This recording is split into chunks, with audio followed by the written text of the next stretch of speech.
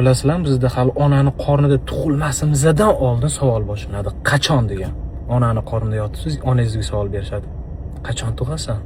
Уже mana tug'ilib bo'ldik, bizga qarab savol berishadi. Qachon gapirasan? Qachon endi yurishni boshlaysan?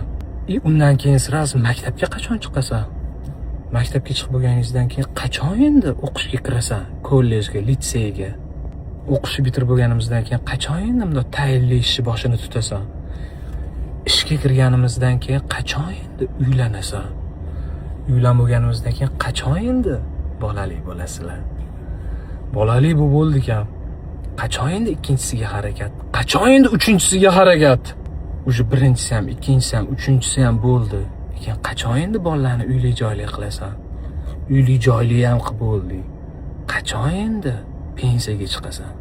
Pensiyaga ham chiqib bo'lganimizdan keyin qachon endi nevarali bo'lasan?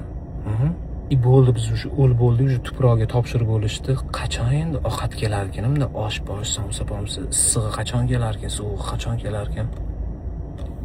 Pastda yana qachon?